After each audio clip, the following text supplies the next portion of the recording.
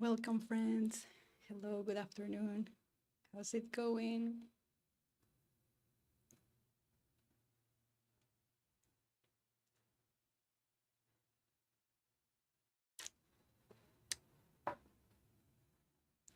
Hello. Nice to see you again, my friends. Welcome to my channel. My name is Rosario Liaga. I am a spiritual mentor, healer, and channel, and I am here to share spirituality, metaphysics, everything about love, relationships from this expanded perspective. And today's topic is all about that soulmates, essence twins, soul family, connecting with your guides too, and all these karmic astral connections we have, how to work through them, how to balance that intensity that sometimes comes with those very magnetic poles of love and passion and intimacy. So, yeah, let's talk about it today. And you can also order a psychic reading here during the stream. All instructions are in the description if you want yours here. And for those of you interested in some readings. And yes, and yesterday we were talking about different things like soul ages and consciousness and very interesting things.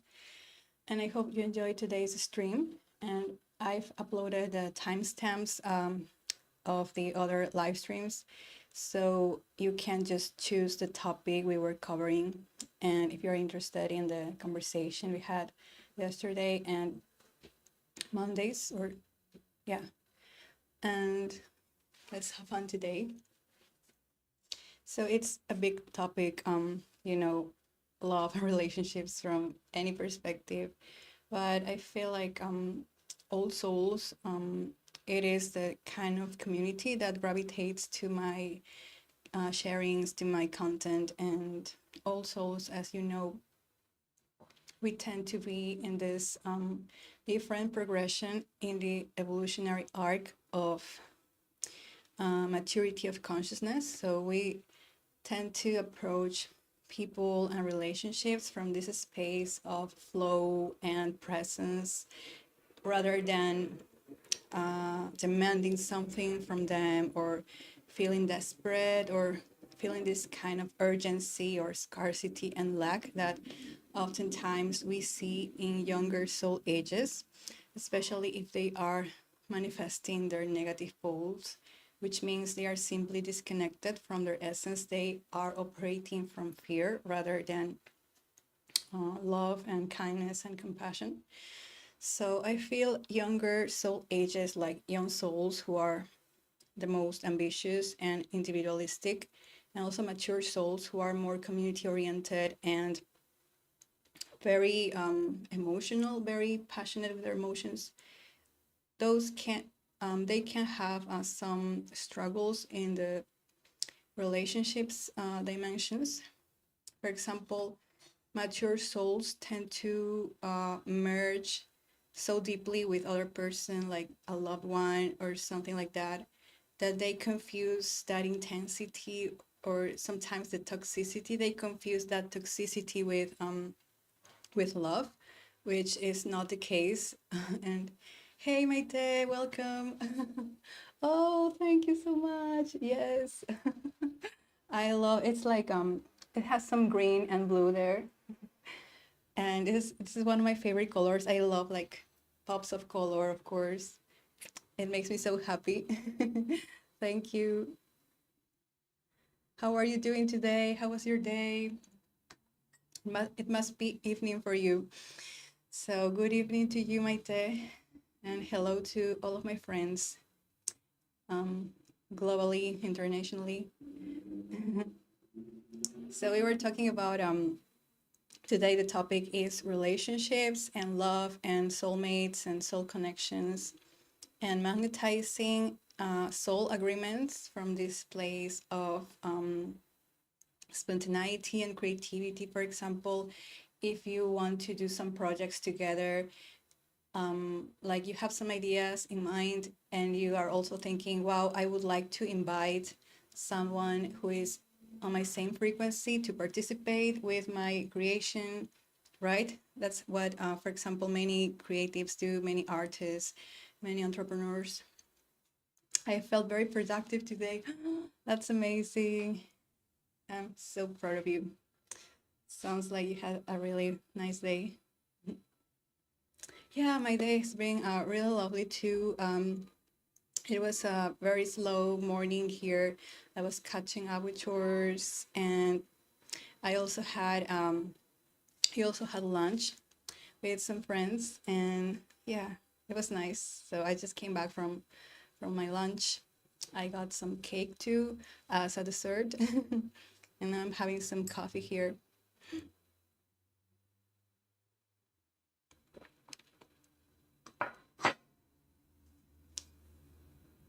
It is still early for you. I forgot for a second. Yeah, it's right now here in Lima. It's 2 p.m. to 8 p.m. 2 p.m.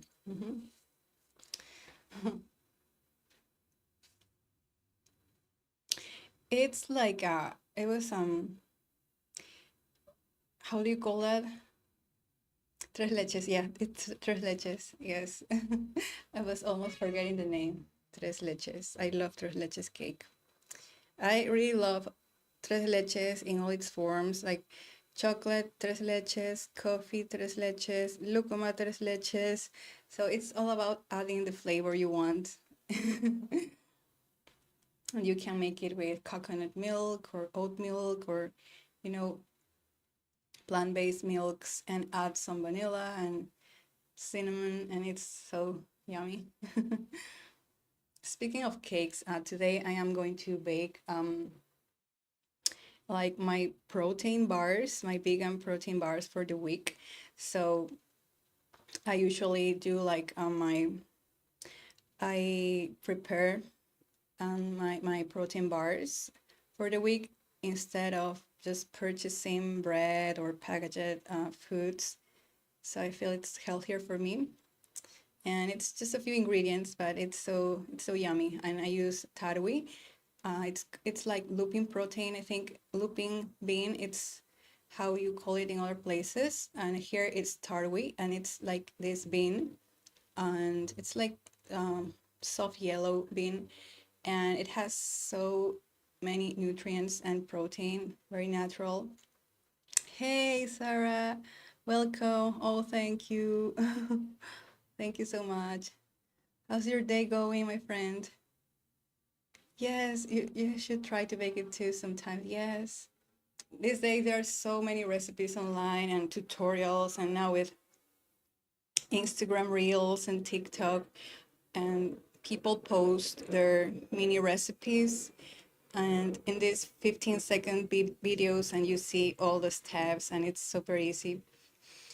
So yeah, in my case, I sometimes get overwhelmed with the amount of recipes, so I try to, keep it simple, and I basically I pick a protein source, and then a flavor I want to add to my cake or something like that, and then I always add some nuts and seeds and chia seeds, for example. So chia seeds are a good replacement for eggs because chia seeds add kind of like that fluffiness to the cake, to the batter, and yeah, you can try it and do many things there. And my favorite fruit is lucuma. It's a Peruvian fruit, and I really don't know if it's available in other countries. It's spelled Lucuma, and it has a very unique flavor. I really love it, and yeah, I'm addicted to lucuma. But yeah, so I usually do my lucuma cakes and lucuma cookies. And yeah, lucuma. And then these days I'm also having carrot cake, but the healthy version. So I really blend like 3 or 4 big carrots. I blend it all, and it turns into this paste I use for the mix of my cake. And then I add some vanilla, some cinnamon, some salt, some sugar. I try to use little sugar. Instead of sugar, you can also use dates because dates are naturally very sweet and they are also very healthy. So you can use dates or banana, mashed bananas, and then quinoa flour, and then um, baking powder. What else? I really like. I'm like spirit guides help me out with the recipe, and I just intuitively measure the quantities, and pretty often, like I would say 9 times out of 10, it ends up really really tasting really good. So yeah, those are such helpful tips for making it vegan. Yeah, that can always be a struggle. I know, and many people are like, no, it's going to be too complicated to look up replacements, but there are always, replacements. And it's all about creativity. When you're vegan, you basically, it's like you open up a whole new world of possibilities uh, that don't imply harming animals. And you get so creative. You start eating more colors, more in the rainbow spectrum, the colors of nature. So yeah, uh, as I said, if you get creative, you can use beans as a replacement for eggs and protein sources in your desserts. And it sounds crazy, I know, but for example, for chocolate cake, many people use beans like black beans or tarwi. And I'm yet to try a chocolate cake with tarwi, but I want to do it. And I know it's going to taste really good because tarwi is a very neutral flavor.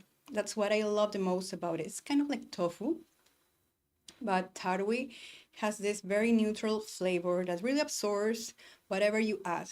So in that case, it's really helpful to have it in tool, your toolbox of vegan thingies.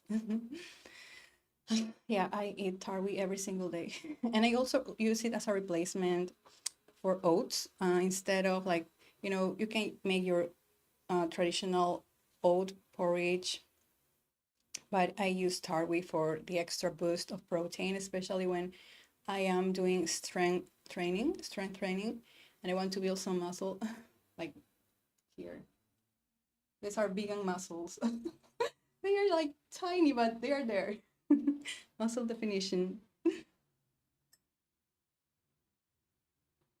Speaking of muscles, like one of my inspirations for working out, believe it or not, is Korra from Avatar: The Legend of Korra. And I love her so much. And I love everything about Avatar. And she's in a very special place in my heart. I connect a lot to her story, especially also battling depression and sometimes those very difficult dark thoughts. So she's a very, very complex character, and I know some people don't like her, but I'm like, misogyny. I know it's misogyny. It's misogyny, basically, because if Korra was a man, people wouldn't be saying like, oh, she ruined everything, he ruined everything, right? People tend to be so cruel towards women, but I love Korra. She's very, very real, very, it's a complex character, and she makes her mistakes, but she tries to learn from them. And yeah, it's very human. It's a very human story. Thank you for that new recommendation. I didn't know that. Oh, I'm happy to help. I am here. I have to admit, I haven't watched Legend of Korra yet. Yes, you need to watch it. Yeah, after your Avatar rewatch. Yes, of course. Sure, you're going to. Yeah, it's. I really love it. Personally, I really enjoy it from the beginning to end, and it's a different character. She's like kind of like an opposite to Aang. She's kind of like her polar opposite, but still very enthralling. Like the storytelling is really captivating, and yeah, I love her so much. And I did like a cosplay of her last Halloween, and it was so easy to do that cosplay because I already had like a tank top, um, sky blue tank top, and then I really used some of my So in my family, my aunts are they create ponchos and attire for horse riders and traditional Amazonas, who are like the female horse riders in Peru, Amazonas. And they have all these cintillos that are like traditional part of the attires that look like bracelets and belts. And it's beautiful. And I wore, like, I adapted that to do like the bracelets she has here, I think. So yeah, that was lovely. And I literally added my culture into my Cora outfit. Yes, my aunt sounds so cool. Yes. They craft that with so much love. It's handmade designs. Yeah, in my family we have many creatives, many artists, and yes, I am proud of them. And actually, my mom also sells some ponchos and hats, and she has her business about around, you know, those traditional things here.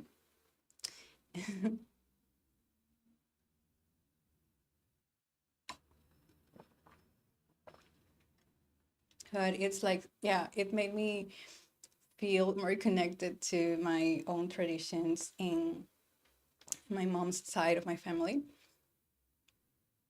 And yeah, it's like, it's amazing because it's cotton, 100% cotton, and very beautiful designs. And yeah, made with love. These are not like big corporations churning out low quality stuff or underpaying their employees. No, it's like my small family, my two, three aunts I have from my side of my mom, the ones that do that work from their hearts.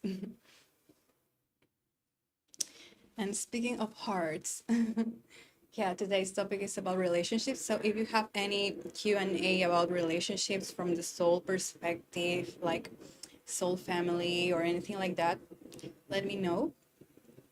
And yeah, love and relationships. So according to my guides, it's like what we usually call soulmate in, you know, in our cultures or in the spiritual communities. We often think that we just have one soulmate and it's like destined for us and it's fated and it's going to be the absolute best love of your life. And that is a bit romanticized. Of course, it doesn't work that way.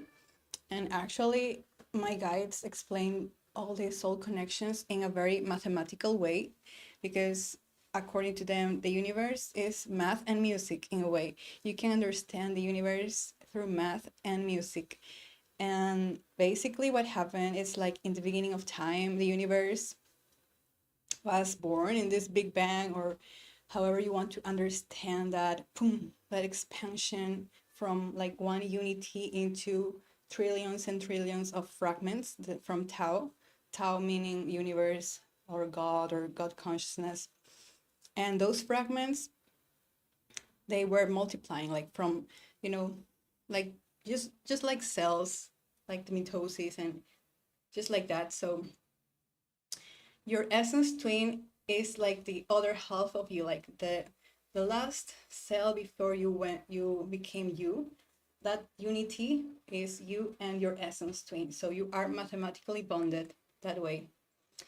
And just like you have your essence twin, there are like other pairs of essence twins. And these are also your soulmates, for example, in your soul family. They are connected together by energy, by frequency. And the most significant connection you have is your essence twin. It doesn't mean that it has to be romantic. It doesn't mean that it has to be like love and that. It simply means that you are going to experience the most comprehensive range of experiences. Like you basically sign it up to be there from the beginning to the time, from the beginning of time to the end, like experiencing all of the spectrum between fear and love. That is why it is significant for you.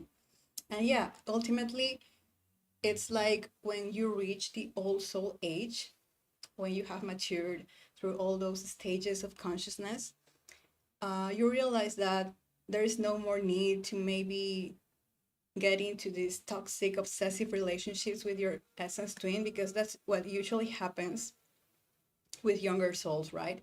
For example, in the spiritual community, many people speak about twin flames, and they say, I think I met my twin flame and I'm so obsessed with them, and I've been in this on and off relationship with them, and it's painful, and it's like it's triggering me so hard, and it's like a mirror of my own mistakes, and they feel like so intense and possessive towards me. That's very much how it works sometimes for younger souls who are experiencing, so to speak, the constricted spectrum, the constricted end of the spectrum of relationships with their essence twin. So that there is that karmic pull to resolve those conflicts, right? To work through their disagreements, through their conflicts and all of that, to resolve all of that. And usually that takes many lifetimes. That takes many lifetimes. That's how it works. So your essence twin in one lifetime can be your father, in another lifetime can be your mother, then it can be your husband, your wife, your children, like different roles. But all of these roles have in common that they are going to trigger you and they are going to be a mirror of you in some ways. But then when you are an old soul, it's like you already resolved those things with your essence twin. You already felt the pain, felt the struggle, and you reconciled all of that, you healed all of that. So now, as an old soul, let's say, if you meet your essence twin, it's like, oh, I know you. Hello, hello again. How's it going?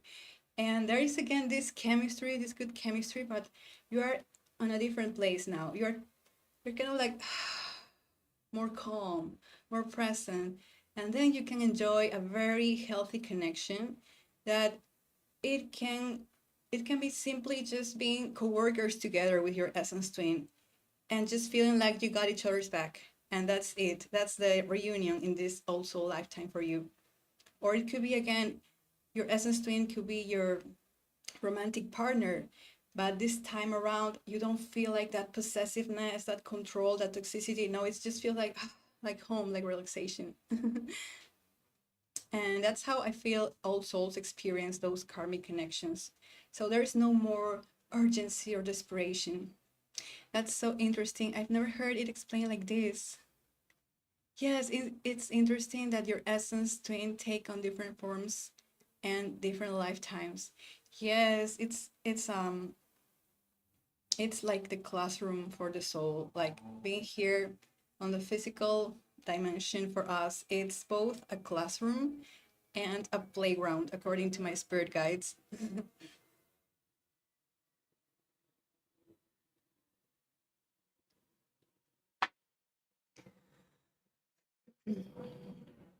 That's why, for example,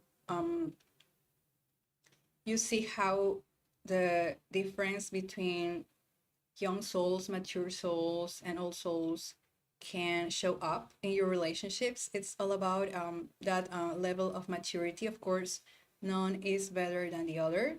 We all have to progress through these stages of development from very infant souls with just 1, 2, 3 lifetimes to old souls with 100 to 100 lifetimes.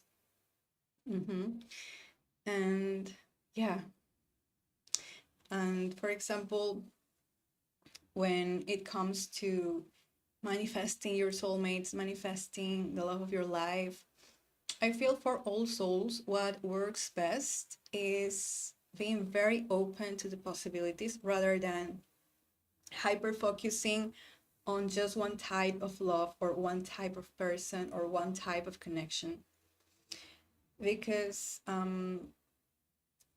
it is freedom, it is about play, it's about spontaneity for the old soul. So, if you are, for example, if some of you are looking for a partner, for a romantic partner, my best advice is truly maybe make a list of qualities you're seeking in another person, of course, but treat it very, very, very lightly. Like, don't put too much pressure on that and simply let the universe surprise you. And it's like we have different soulmates, we have different people who have been traveling with us throughout our lifetimes, and they will always find us. Like, for example, you, my 10 Sarah, I know that we've met in past lifetimes before, maybe many times, because when we talk, it's like we just vibe, right? It's just vibes here. We understand each other, we get each other. It's like there's no need maybe to over explain ourselves. We come from a different set of values and perspectives, even though we are like continents apart. So that's how it works with your soulmates. And you just know it. You just know it's like this feeling in your body that you feel safe with them. And again, of course, sometimes your soulmates are going to trigger you, are going to feel like frustrating sometimes, because they are acting as a mirror of your own those misalignments, maybe those things you need to solve within yourself. I like the idea that the universe brings people together. Yes. Because that's part of the experience, like unity, going back to this state of unity and connection. It's like breathing. Now, that's another visual that I really love, because right now it's like the act of breathing. The universe expands and then exhales and contracts, and it's like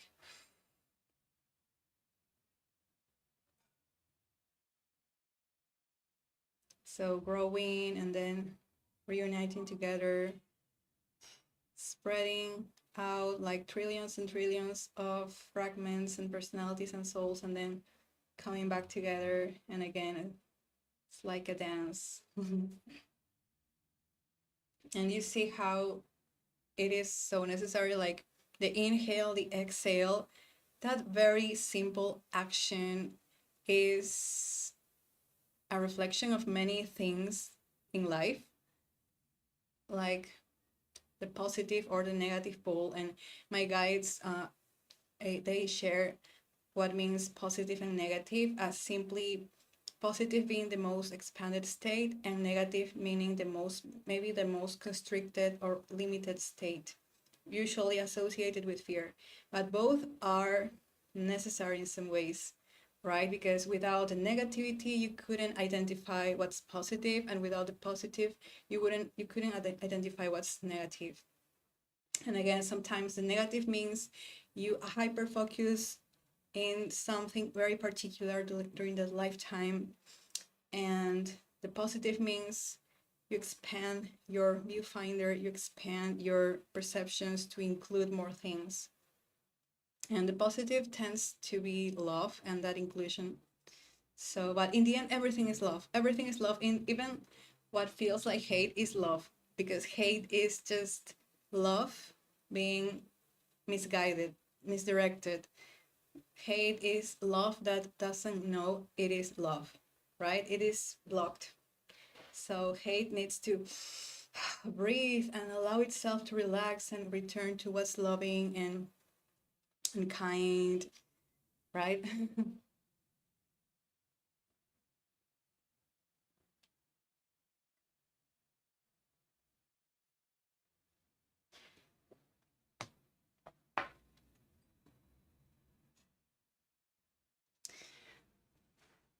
So that's the dance of love and relationships. So there are other terms to describe different dynamics we have with other souls. There are your cadence mates, your traveling companions, your entity mates, your cadre mates, according to my guides. So all of them have different levels of closeness with you. Your cadence mates are the other 6 souls next to you. Like, imagine that your soul family is around 1,000 souls. That's like your unit, your soul family. And then your cadence mates are like those people who are sitting next to you in this school bus, right? Your entity, your soul family is like a bus, and your cadence mates are the other 6 souls sitting next to you.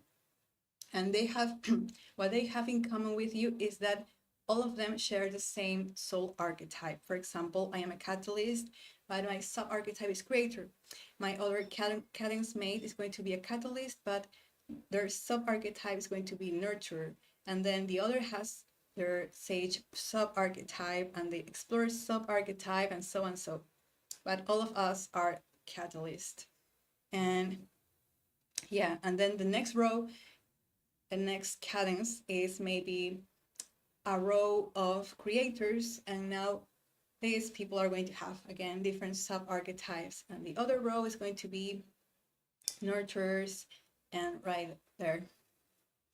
So different soul families have different amounts of rows in some cases, but the distribution can change. For example, some soul families, some entities of 1,000 souls, they will have more warriors, for example. So that entity is going to have generally this warrior flavor, the action, taking action, being decisive, being determined, being successful. Then another entity, you can imagine them as like floating bubbles, right? So let's say my entities here, 1,000 souls. Maybe all of us tend to be more on the catalyst side. Maybe we are more catalyst, more nurturers there. Then other entity can be more explorer in nature, sages, and so and so. And 7 entities, 7 of those bubbles make a cadre. And that's another bigger unit of soul families, right? And usually the people we cross paths in life are either our soul families of 1,000 souls or our cadre, like they are in other entities within our cadre, or maybe on the cadre next to us, right? Because then a group of 7 cadres is an energy ring. So you see how it's growing, it's growing, it's growing. Wait, that is so cool how soul families work. Yes, it is very exciting. It's like cells in a body. Kind of, you can see it that way. Like, you know, they get together and then they become tissues and they become organs and then they become like the respiratory system. So it's all part of the progression. So I'm going to upload that a new article about that on the Patreon community. By the way, to all my friends, I have a Patreon membership. If you are interested in metaphysics and transformational tools for light workers, healers, everything is there. And I have uploaded my full transformational program, which has 3 modules. On module 2, we explore everything that I'm talking about here: soul design, your archetype, your relationship styles, your reality framework, soul ages, your needs, your life goals, it's just so rich. And this is a perspective that my spirit guides have shared with me and with other channels, with other people that do this work. And my spirit guides have been, they have been very, very kind to me and very like, I don't know, I love it so much. I love it so much. And this is just sharing with you. And even if you don't believe in spiritual things or something out there sharing things with me, even if you don't believe that, I just invite you to have an open mind with the material and read everything and try to find connections to your own life. And that's how you validate something. So sometimes it's like fiction, it's like poetry, it's like watching a show. Sometimes it's like you could say, yeah, that show is a lie because it doesn't exist in reality, but you see that it has a message that touches your heart. For example, The Legend of Avatar. These characters are not real, but there are so many messages that you can apply to your life and they work and you can feel reflected in the characters. You can find those connections. So that's how you validate if something is real or not. It's how much it matters to you, how it is meaningful to your life. So I hope this material is meaningful to you, my friends. And as always, I try to keep it very practical and grounded and very connected to our humanity, of course, because on Patreon, I've also shared a module about nervous system healing, nervous system recalibration, and emotional freedom, because it is so important to be aware of what we feel first before we do spiritual work, because spiritual work can take us more to this plane of abstraction and ideas and spiritual beings, which is beautiful and amazing. But sometimes, if you are not aligned or calibrated first, if your nervous system is in burnout or you're experiencing some mental health issues, then I really advise working first with a professional, going to therapy, and also learning these somatic healing techniques to be able to manage your emotions and approach your spirituality in a more grounded way that doesn't alter your biochemistry or creates more imbalances. So that's not what we want with this type of spiritual work. We always seek to empower the person, the individual. But I really love talking about soul families. It's so exciting. It's you when you kind of like apply this framework to your life and you observe people, you observe characters or I don't know, even celebrities or social stuff going on in the news, you start seeing those patterns, right? You start, for example, seeing how some artists are besties, right? Some artists in the some artists we know have like their best friends, their regular collaborators, and you can see, oh, maybe they are soulmates, maybe they actually are essence twins because they have this complex dynamic going on. Maybe they have been a couple and they broke up, but then they got together again because they wanted to create art, and then they broke up again, and sometimes that happens in the showbiz. That's very common actually when mature souls or young souls are get famous. Their relationships and their internal their internal goings on and what's happening there, it's publicized and everyone sees what's happening in their lives and the drama, the broken hearts, the cheating in some cases, which I'm really sorry for those breaking news about artists getting cheated on by their partners.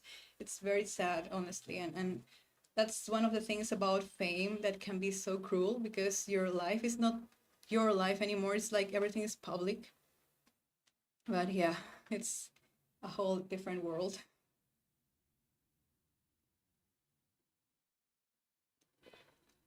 In the case of old souls and mature souls, for example, in celebrities, I think you can easily identify which celebrities are mature souls or old souls. And for example, old souls, if they become celebrities, they keep it very private. So they clock in and go to work, they film their movies and everything, but they keep it very separate from their own life. And maybe they don't even have social media. They spend time with their family. Maybe the celebrities who are old souls tend to feel boring because they don't have scandals, they don't have anything like that. They just do their work, and maybe we love them for that because their work is so good. Because old souls, having been mature souls and young souls, they are great at expressing all that range of emotions. So you can ask an old soul to, give me a very sad performance, and they do it in the instant. Like, yeah, it's like they draw from their past lives in some cases. They draw those emotions to the moment, and they give you a passionate performance, and then they say cut, and boom, they return to themselves, and it's pretty cool, everything. In the case of mature souls or young soul performers, I feel like they can get too immersed in the character and not being able to separate their character from their personality, and then they can struggle with their mental health in that case. So yeah, then you see how it works, how soul ages can also influence your creativity, the way you express emotions as well. And that's something I also feel in my own life, that I am able to be a guide for people. It is because I am also an old soul and I can empathize deeply with emotions and heavy feelings, but I don't get consumed by them. I don't get consumed in the pain or like very raw emotions. So I can experience them, but it's like my body just lets them pass through me and then it's done. So when you are able to do that by yourself first, you're able to guide others who are maybe still learning how to do that. And having compassion for everyone, because yeah, emotions can feel so intense for many, and especially if you are neurodivergent, if you're autistic, if you're ADHD, yeah, they can feel amplified in many cases, and you deal with this meltdowns and all of that, because also that your biochemistry is influencing that, not just your soul age, not just the maturity of your soul age. You can be an old soul who technically is very evolved, let's say they manage their emotions well, but the biochemistry is still there. It's still a factor that influences your life. So yeah, it's just I love studying everything about neuroscience, psychology, metaphysics, spirituality, how everything comes together to helps us help us understand ourselves better. And yeah, it is fascinating.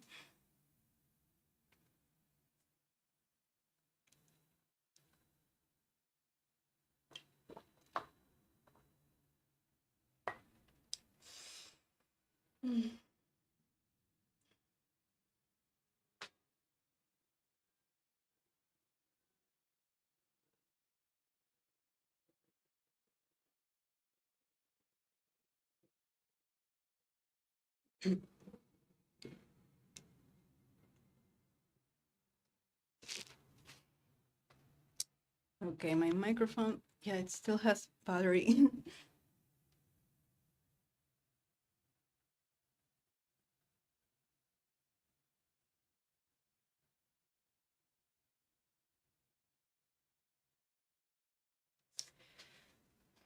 So soul families, and that explains the resonance you feel with people or artists or creators. Sometimes a celebrity can be part of your soul family, of course, because there are still people like you. And often, if this celebrity is part of your soul family, maybe you feel it in some way. Maybe it doesn't mean that you're going to be a fan of them. Maybe just you just don't like them, and that's okay. But there's still this connection going on, and in some cases you will meet them, sometime, like this synchronistic experience or casual meeting. You can cross paths. I know people who have I've done readings for some people who have met their like someone they were a fan of who actually was a member of their soul family. And sometimes the experience can be very calm, like, yeah, I know you, we know each other, and it's great. And it's just like a checkpoint, and then you go separate ways, and that's it. Maybe that was the purpose of this lifetime, to say hi, we're doing well, it's everything is going good, and motivating each other just a bit, and then going do your separate ways. Or times like people when they meet their soulmate that is also a celebrity, they feel kind of like how do we call it, um not disappointed, but just like yeah, maybe they feel that disappointment because the celebrity maybe didn't wasn't being authentic. So they now realize that, oh, this person is still uh expressing themselves from this fearful place, from this inauthentic place. But they are still your soulmate, right? They are still kind of like family in a way. But again, maybe this lifetime you are not meant to uh, go through experiences together, and that's okay. Yes, they met. Yeah, they were part of their soul family. Yes, yes. Mm-hmm. Yeah, usually some cases it happens, but of course this doesn't mean that everyone you're a fan of is going to be your soul family. And of course, uh, I don't want to like make people fall into delusion and get obsessed with celebrities. Of course, please don't do that. It's not it's not okay, and it can be dangerous. We don't do support Delulu thinking here. But yeah, in many cases, if there is an affinity, a certain kind of affinity to someone, they could be either part of your energy ring, like the bigger soul family that has thousands and thousands of souls, or they could be part of one of the most closer cadres or entities. So there's that resonance. Yeah, this is an exceptional case. Yes, yes. Oh, I was going to say something about how like mathematically and studies have shown that we as individual human beings, we cross paths with around 80,000 people on average, like 80,000 to 100,000 people, which includes people you like cashiers, like those very fleeting moments of connections, strangers, like maybe sharing a look with someone, people passing by, people in comment sections. Around 100,000 people we meet in some way. And there are actually like billions, like 7 billion people in this world, right? So you can see how we kind of like live in a bubble, right? We're never going to meet everyone like that exists right now in this moment. And from those 100,000 people we cross paths with, even for a second, yeah, they are likely part of our energy ring or some cadres and entities. So they're like neighbors there on a soul level. They can be maybe your soul family or neighbors there. And yeah, it is so exciting. So that's why my guide said, yeah, if you meet someone and they make even the smallest difference for you, your soul is going to remember that, and their soul is going to remember that. There is no act too small not to be remembered, especially those actions and those actions that come from love and this genuine desire to see the other person, to share a connection. And again, the soul doesn't measure connections. The soul doesn't measure the impact of a connection by how long or how many months or years you met a person, right? It's not about length of time, but the impact that meeting had. That's why in many cases, some people are married for 30 years with their spouse. 30 years with their spouse, and it feels, great and everything. And then they meet someone else, and it's just like half an hour conversation. They felt seen on a deeper level they didn't feel before. And of course, that doesn't mean they're going to cheat on their partner and that, but maybe it could be like an interaction with uh, the grandfather of a friend, or something like that, right? Sometimes those are the type of connections that are very impactful and meaningful. And of course, there's no better or worse connection. Sometimes it's about the impact. And yeah, please don't go cheat on your partners if you meet someone else. Please don't do that. That's horrible. I'll be looking at you.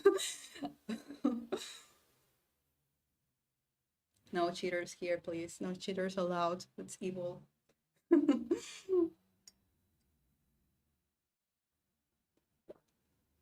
I'll be watching.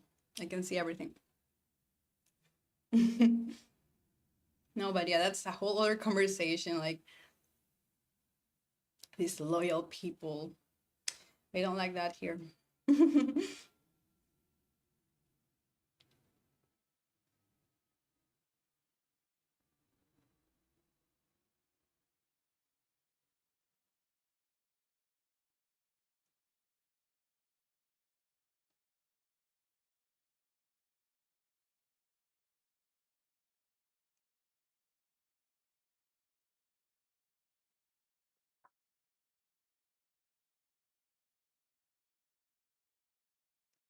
Mm.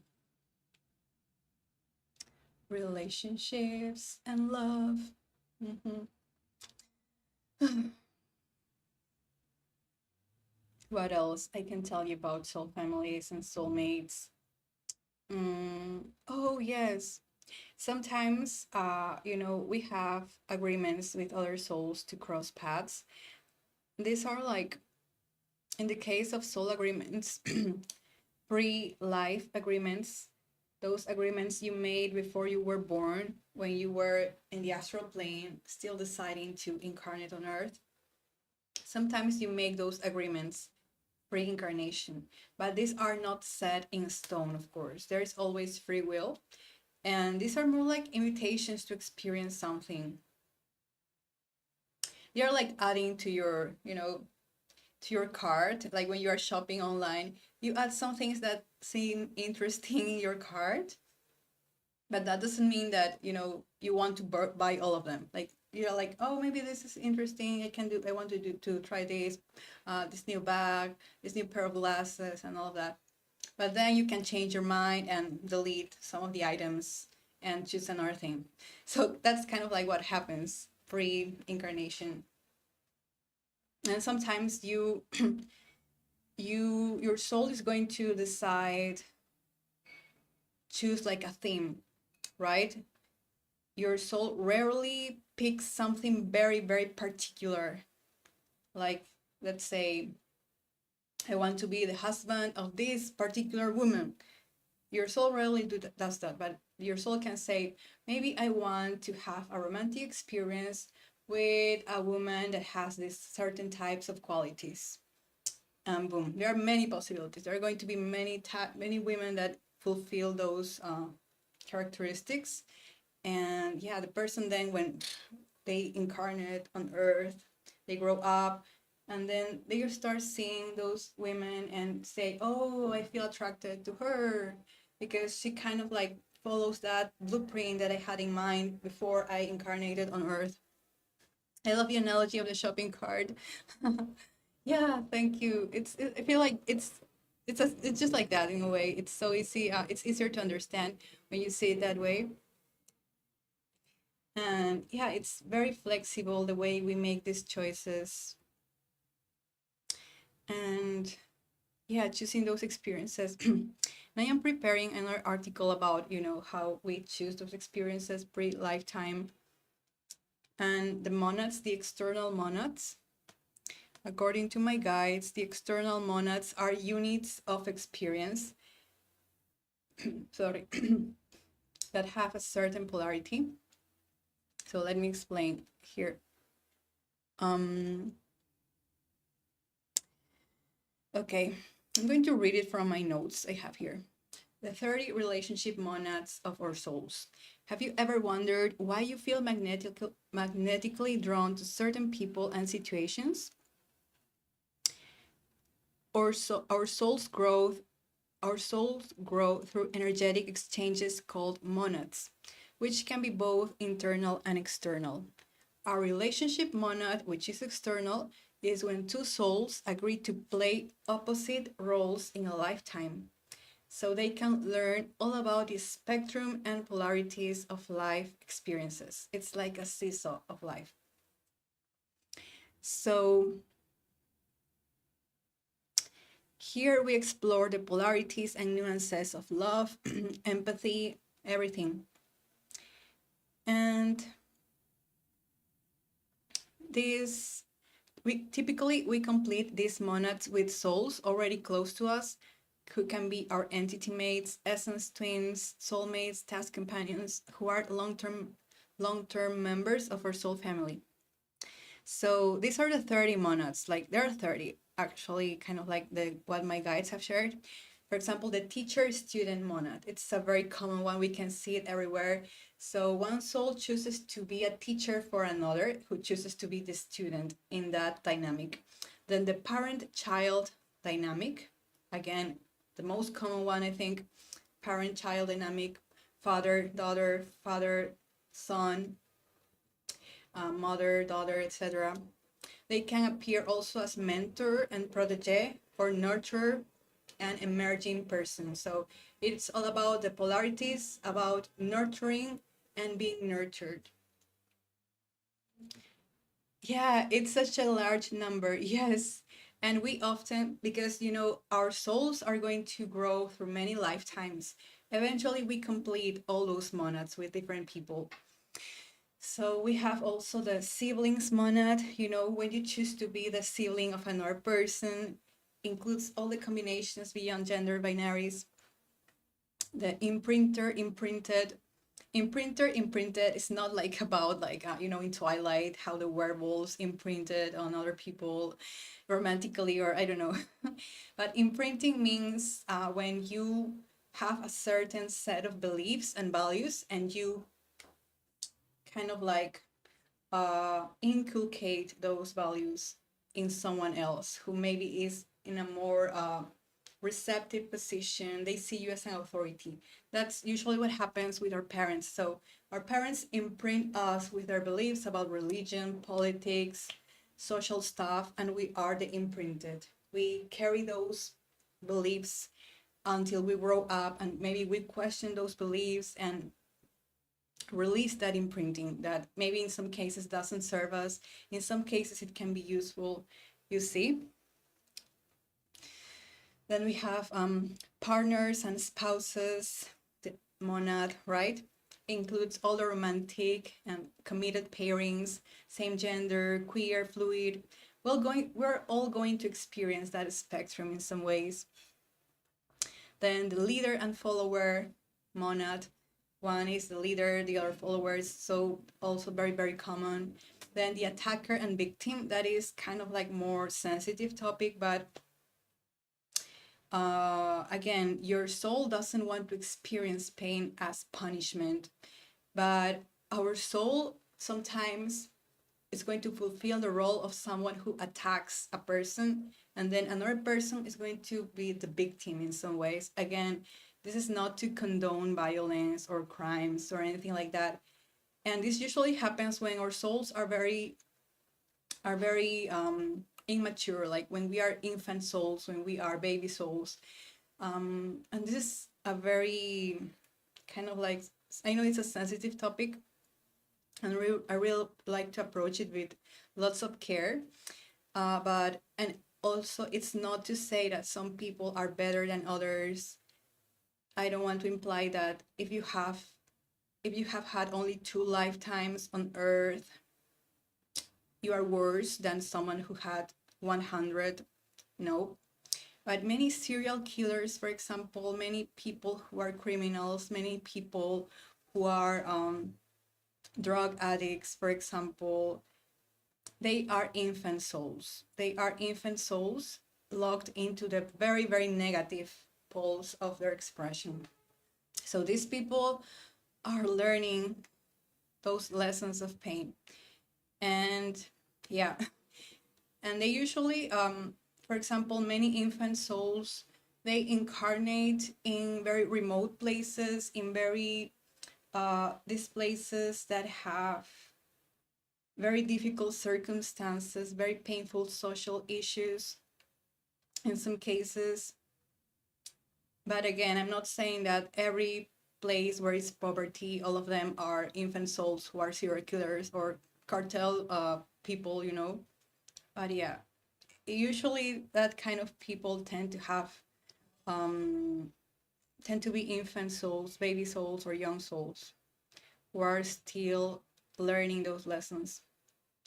And as old souls, as mature souls, what we can do to prevent the pain of those experiences is to really intervene, and intervention looks like, good politics that help people, mental health, free healthcare for everyone, really making sure every human being is living with dignity. So that's how we prevent those really ugly things from happening.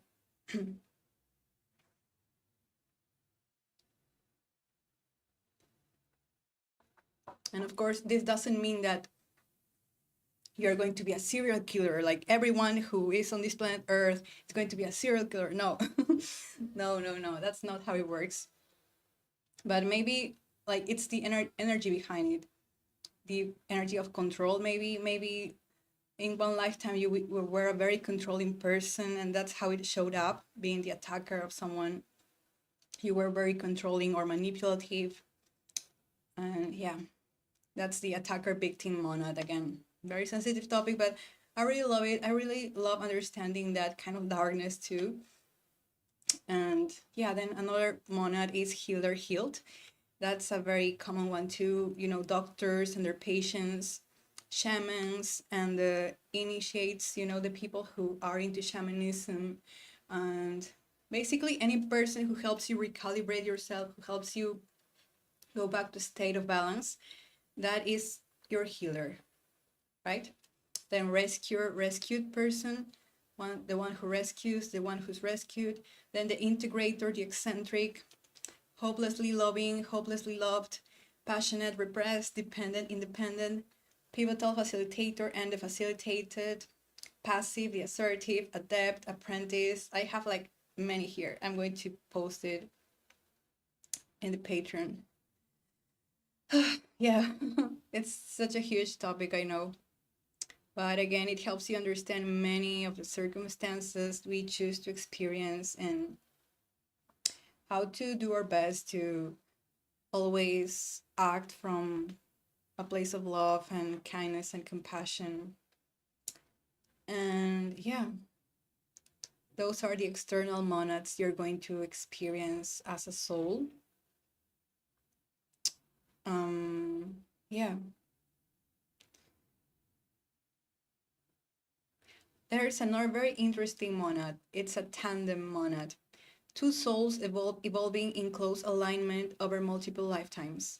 So a tandem monad is usually, has it ever happened to you that you meet someone and you ask them about their life and you see similarities in their milestones? For example, when you were 8 years old, you moved away from your home and they did the same, but to other country. Then when you were 12 years old, maybe you lost your mom. That other person also lost their mom when they were 12 years old. And then when you were 17, you graduated with two, I don't know, top of your class, and the other person also graduated top of the class. And then you see that your circles of friends have some similarities too. It's like they are living kind of like this parallel dynamic, right? They can compare notes with each other. And it's a very, very cool monad. It's a very cool external monad, the tandem monad. And yeah, if you meet someone like that, let me know, because I love hearing those stories where there are like similarities between you. You could be living like totally different lifetimes, of course, but when you get together, it's like you are comparing those important life events and you find those similarities. It's pretty cool.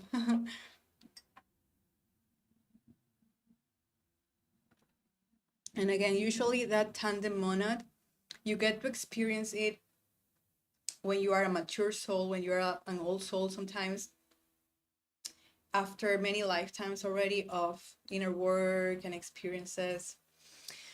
And yeah, it's amazing.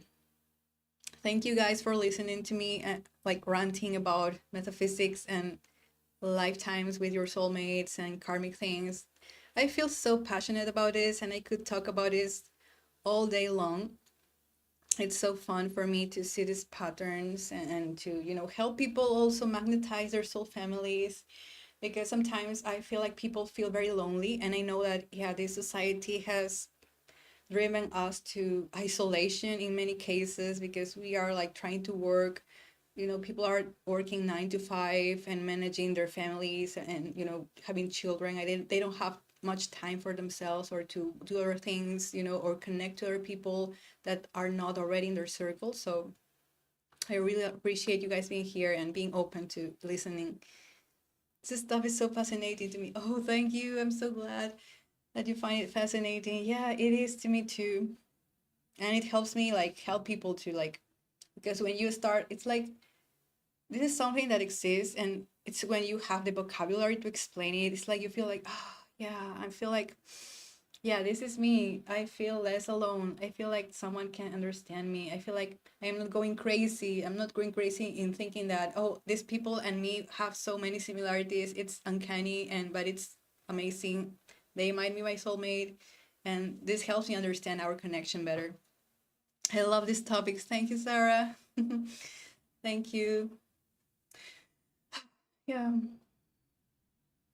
And just as we have those external monads of experience, we also have internal monads. But maybe I will talk about that next time because it's another big topic, of course, what's going on within you. Those like 7 internal monads we all go through. Yeah, it's so exciting. Oh, and I wanted to add something else. So these are the energetic pairs or polarities through which we explore the nuances of love and life. And we move through all these 30 monads with many different souls. And over time, this journey leads to a love monad with at least 12 other people. So when a love monad is completed, the connection between two souls becomes a heart link, a lasting bond of true unconditional love. Most people eventually develop around 12 of these heart links. Mm-hmm. So the love monad isn't necessarily the final one, but it's simply the stage where two souls consciously commit to embodying agape or unconditional love toward each other. So yeah, love is the ultimate lesson, as you can see. So after you have completed, let's say, those 30 monads I talked about, the teacher, student, parent, child, imprinter, imprinted, attacker, victim, leader, follower, passionate, repressed, dependent, independent, artist, patron, abandoner, abandoned, excessive restraint. Yeah, many, many, many, many. When you have completed all of them, you two, like these two souls incarnate, and now you're like, yeah, we have done everything together. What's left now? Love, unconditional love. And unconditional love means, yeah, accepting the other person just as they are. And of course, it doesn't mean that they're going to be completely perfect and healed. There will be some, maybe some challenges and things you don't like about them, but ultimately you carry this big love for them, this big compassion for who they are. Like you truly see each other clearly. And that's a love monad. And usually I feel like we share that love monad here with my Tea and Sarah. I just have that feeling in some ways that we have been through many things before in past lifetimes, and maybe now we're coming together. We have that familiarity again that doesn't need to be explained or doesn't need too much, like, yeah, it's like you just know that you have been with someone many lifetimes before in some ways. So that's a love monad. And again, it's not about romantic love. It's not about sexual love. It's just this, spiritual love in a way. And that's a beautiful monad that actually most all souls are going to have those monads with other people. Heartling sounds very beautiful. I am sure of it too. Yes. Yeah, usually it's how it works, I feel, with our heartlings. And you just know that you have this love and appreciation and gratitude for that other person, and you can support them, you can be there for them in different ways. And again, it's not this, there is no urgency or desperation or trying to prove yourself to the other person. It's just enjoying your presence together and communicating together. And yeah. It's like, I feel like it's like a beautiful field of flowers, and all of the flowers, they are there for each other, being beautiful together and coexisting together.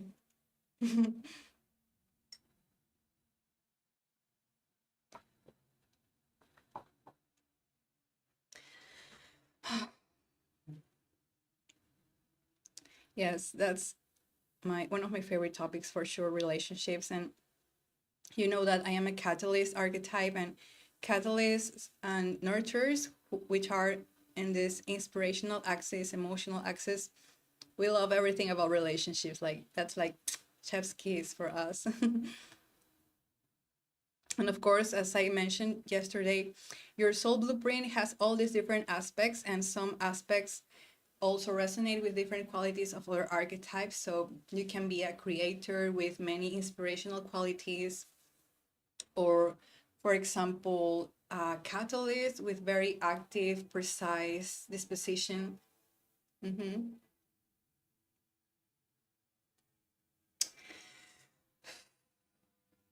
Oh, and here I have the types of soul agreements too. Ooh, yeah. I have so many things on my notes. Yes. Well, I have here something I would like to share with you. Gratitude practice to magnetize agreements. Reflect on 3 people who have mattered to you this week, and 3 who might have mattered more than you realized. So that's a very simple exercise that helps you magnetize people to you who are in the same frequency or can help you. So first, reflect on 3 people who obviously mattered to you this week. Someone who clearly did something for you, or you felt that they were helping you in some way. And also 3 people who might have mattered more than you realized. Maybe a small interaction with a cashier, with maybe, someone who was there for you, someone who fixed something for you. Maybe you were asking for directions on a new street and someone helped you there. And this exercise really builds that gratitude and awareness of how interconnected we all are. So always gratitude makes a huge difference for us. Oh, you're definitely one of them for me, bro. Oh, yes, thank you. Yes. Soul family, soul family, soul family.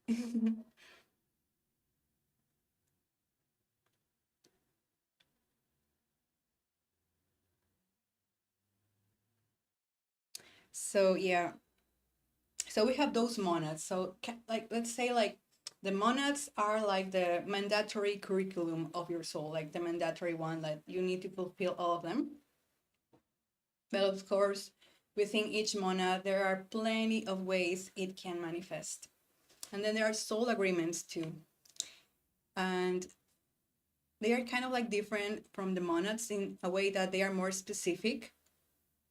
For example, the soul agreements are flexible, non-binding understandings to share a particular experience, and they are usually made on a non-physical level and before your incarnation. So again, these are not fated, but they are intentions of mutual support and evolution. And they can be renegotiated or released at any time. And also new agreements can be formed while you are incarnate. So the essence agreements, for example, we make them before we are born. And that's a great reflection. I'll write in my journal tonight. Oh, that's great, Sarah. Thank you.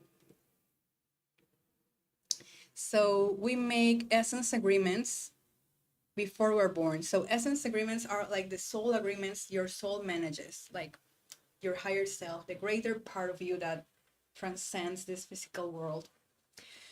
So they are coordinated by your higher self and they help you cross paths with certain people for shared experiences. But of course, your personality, which is the physical you that is here, living and choosing right now, you can always override those agreements.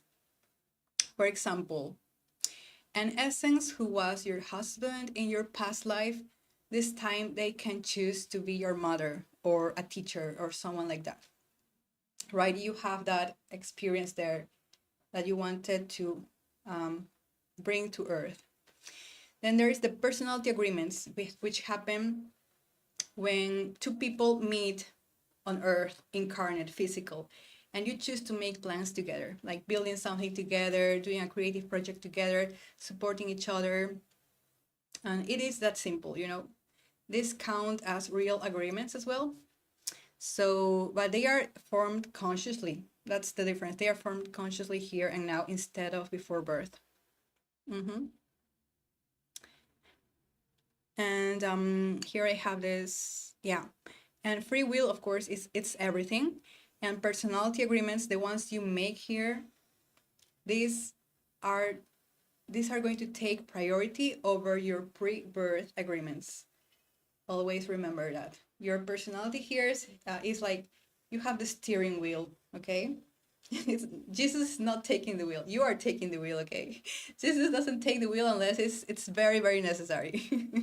I love that quote, like, Jesus take the wheel. No, I like that song is so funny, and the memes about Jesus take the wheel.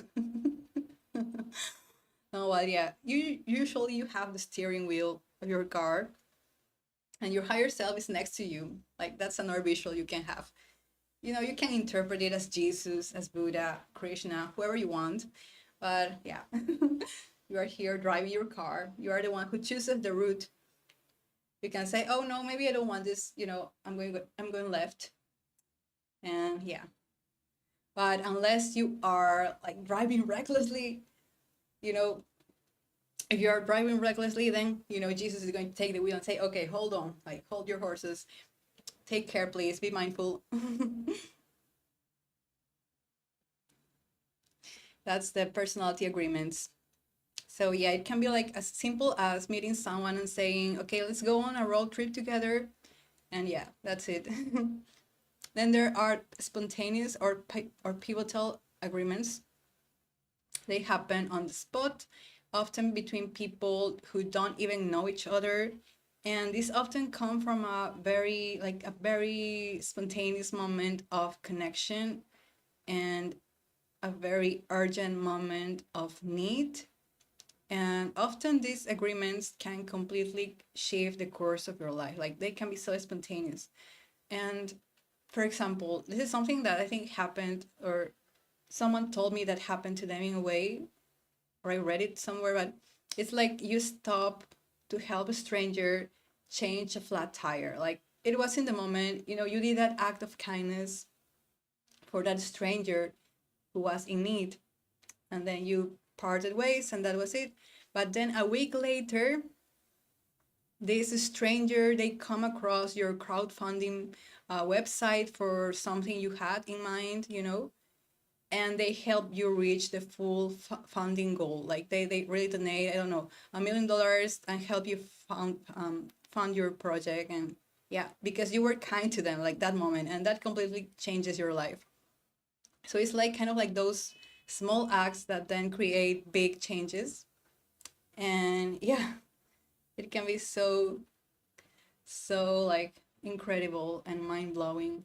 Just I love quoting that meme sometimes. Jesus take the wheel.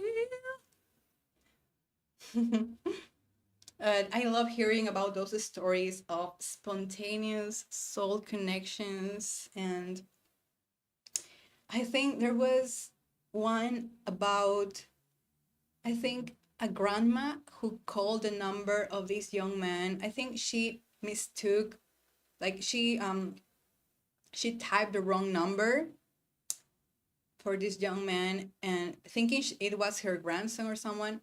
So this grandma sent a message to this man saying something like, let's have dinner together. I feel alone. I miss you. And it's going to be Thanksgiving and Christmas and something like that. And this young man who was completely, unrelated to her, like, you know, he didn't know this grandma at all.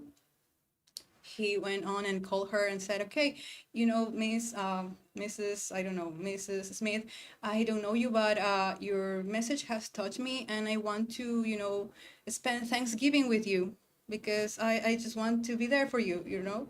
And that was the beginning of a beautiful connection where this young man spends Thanksgiving with this grandma every year. And every year, I think he gets together with friends and cook for her and make her feel like cherished and loved. And not only Thanksgiving, but I think they also help her out with her, you know, groceries, or they are there for her. And so it's very heartwarming how those spontaneous agreements can happen. And yeah. Of course, those are very kind of like very sweet stories, and maybe we don't know like all the spectrum of how these agreements can happen, but yeah, they can be very beautiful. So basically, your higher self sprinkles these few intentions before birth, like seeds, but it is your personality who chooses to water those seeds. You water you choose which seeds you want to water. You make the choices, you live your reality, and therefore you hold this power to sustain those agreements or reject them or rewrite them. Exciting.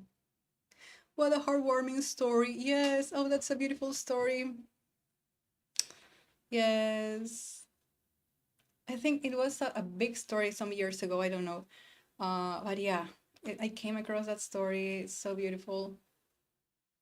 Like, yeah, you can't go wrong with kindness. Like, kindness always is going to make such a great difference for someone. And especially when you don't expect anything in return, like the universe gives back to you all that love you're pouring into others. So my guides have this way to identify your agreements. So you can tell who you have soul agreements with by noticing who matters, right? That is how agreements work. If someone matters to you on some level, you share an agreement. And it's not just lovers or close friends. It can be like the barista who brightens your day and with a kind smile, or a mechanic that fixes your car, or a plumber that fixes your pipes, or something like that. So anyone who impacts you in some way very possibly shares an agreement with you. And of course, no agreement is higher or better than others, but impact is what matters. And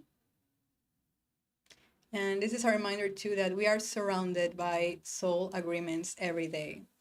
And you can see it as, well, the way I like to see it too is like a web of threads of light, like threads of light connecting each other.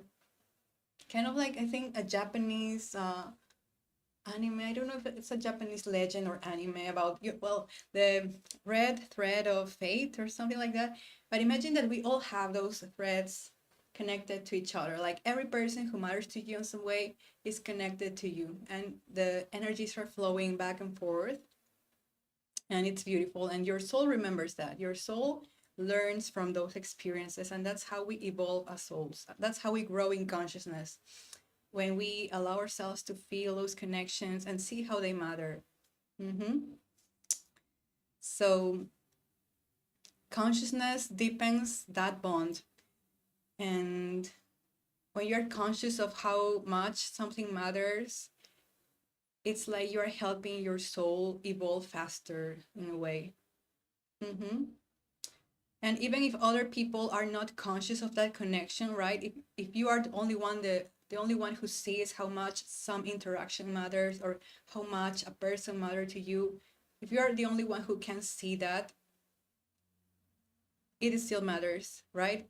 It doesn't need to be reciprocated, maybe, but the fact that only one among you can feel that makes all the difference. So yeah.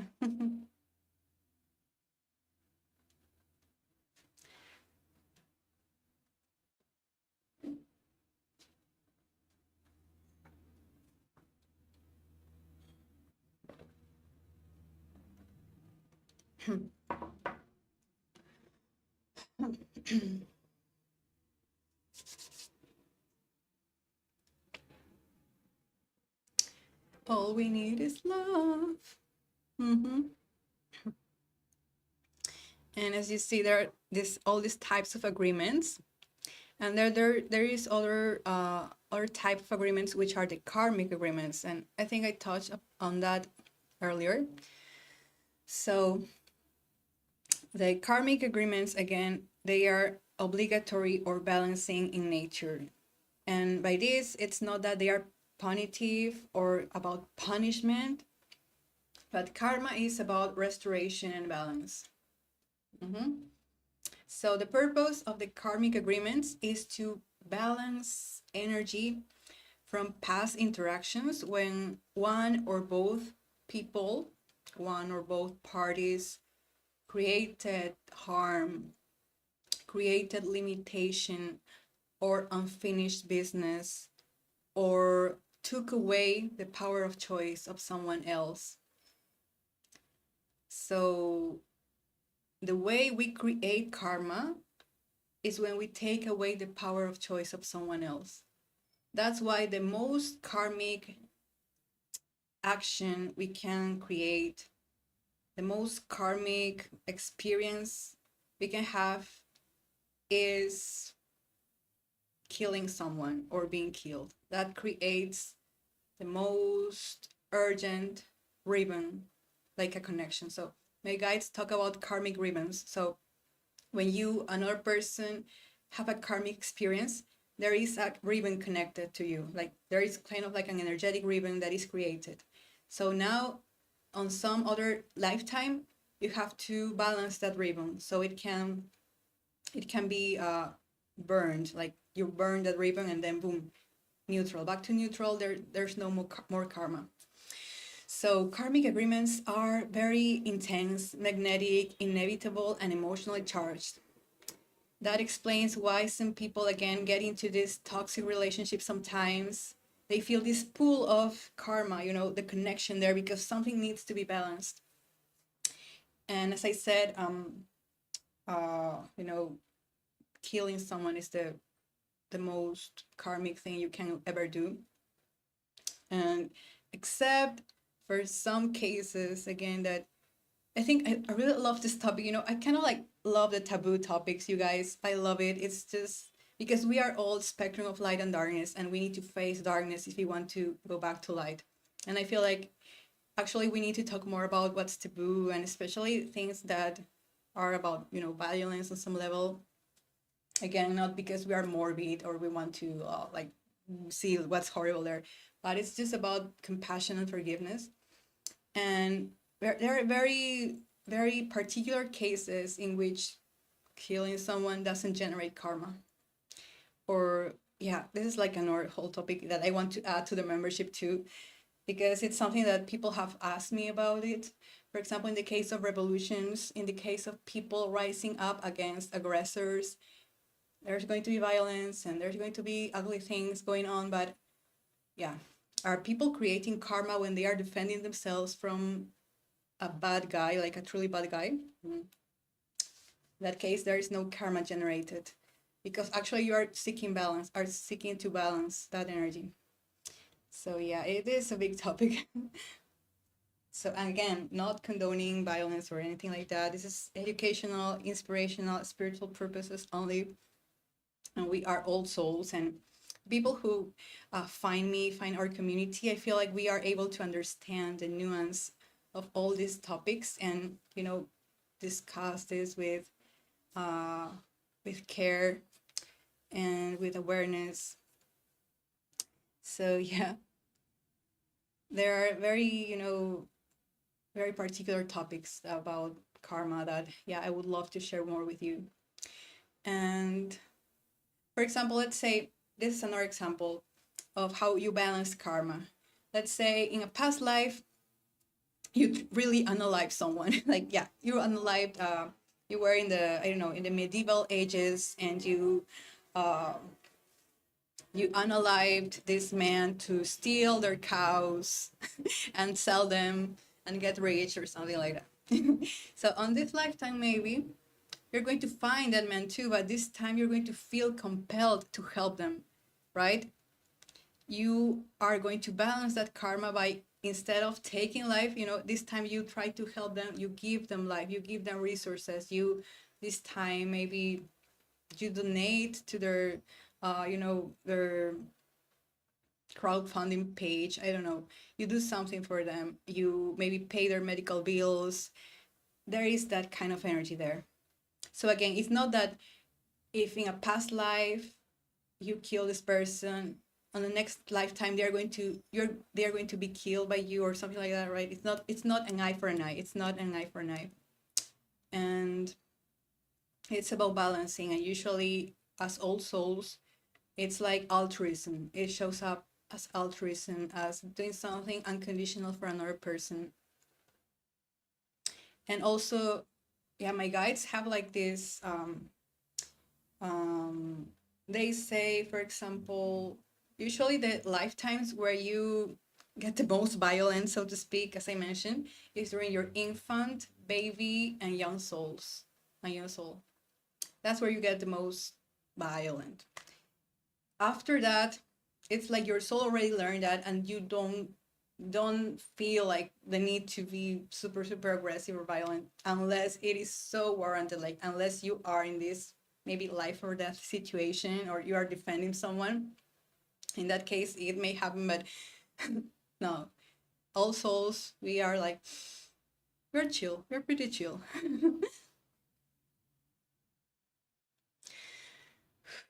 Mm-hmm. So then we have the essence agreements. I already mentioned that too. Mm-hmm. The essence agreements, support agreements, teaching and learning agreements. Mm-hmm. Yeah, so there are many types. It is really fun. And then if you want some homework, if you want to, just for funsies, like you can make like a list again of people in your life, people who have mattered to you, or people who have triggered you in some ways, and see maybe there was a lesson there to be experienced.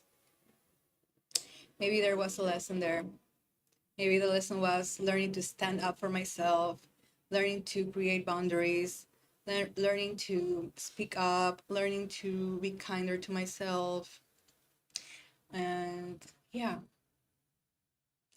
and also seeing it, other people in your life, how they interact. Maybe you know couples, you know families, you know people who are in relationships. You can observe how they interact, what kind of lessons they are fulfilling together.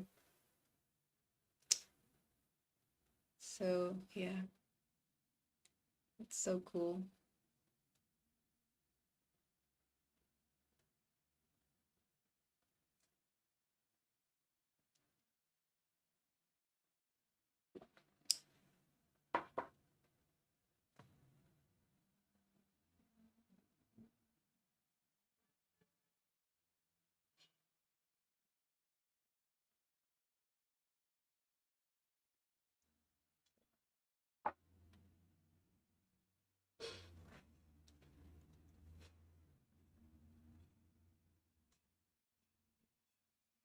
Mm.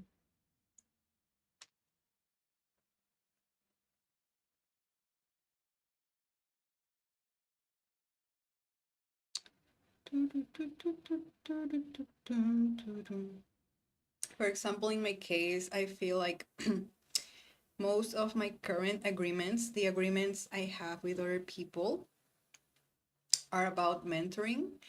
And I really love it, being able to share what has helped me with other people.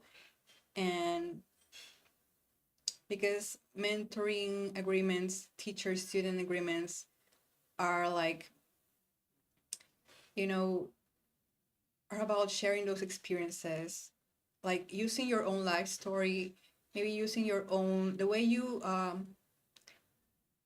overcame your challenges, your struggles. You use that and it becomes a survival guide for someone else. It becomes a survival guide of someone who needs that teaching, that experience. So yeah, mentoring others, being a catalyst, facilitating healing in some ways, emotional healing. So that's the agreements I have with people in this community, for example. Most people I cross paths with. And you can also find what kind of theme or what kind of role you fulfill in the life of other people. Of course, it's not something mandatory that you need to do. It's just what your soul naturally likes to share. Mm-hmm. And again, you can also use your soul blueprint to assess those agreements, those links.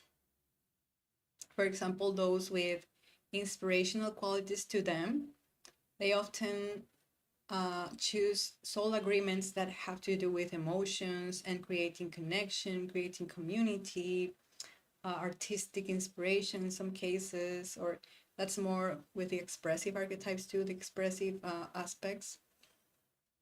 So yeah, it's really fun.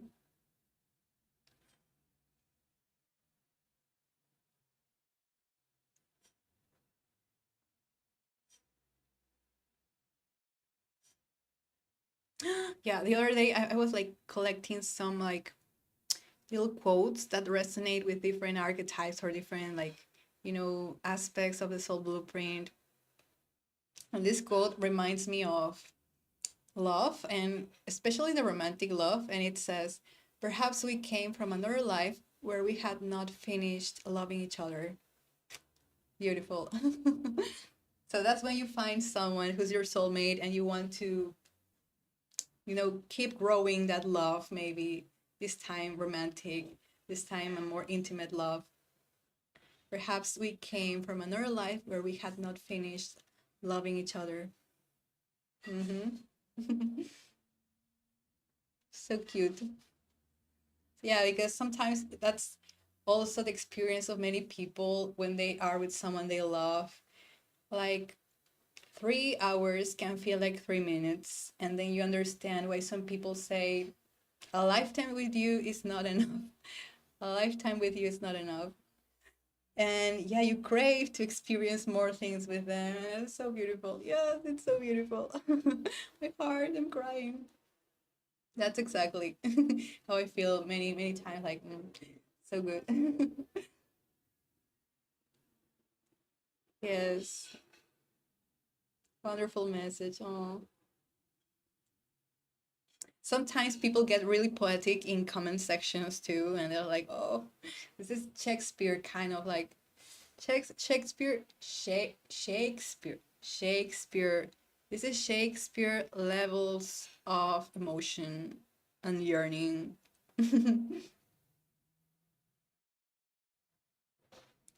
Yes.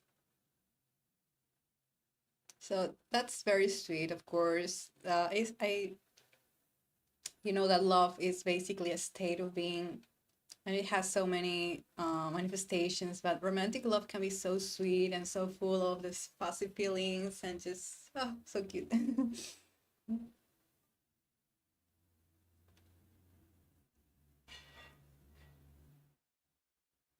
That's why I love so much Avatar, I think, because they have this concept of past lives so beautifully expressed.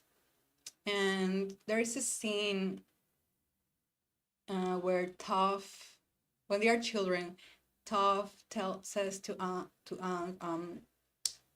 "Do you feel like a friendship can last more than a lifetime?"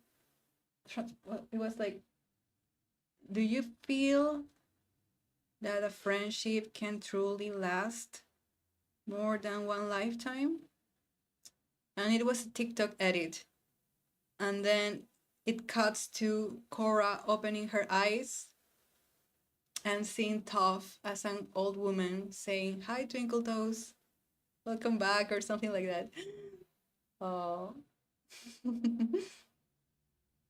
So, yeah, in that case, it's like, yes, it can last more than a lifetime. I love, love, love, love Avatar so much. I love it. You're going to love The Legend of Korra, Naite. Yeah, I will keep my mouth shut. No, no more spoilers. No more spoilers. I promise.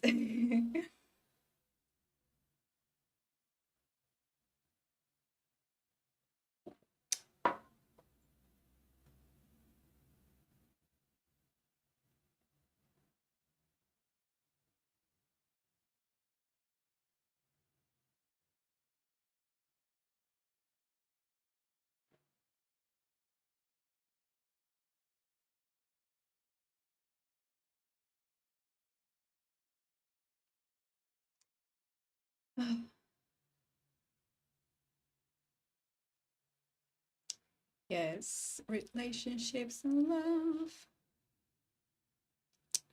Relationships and love.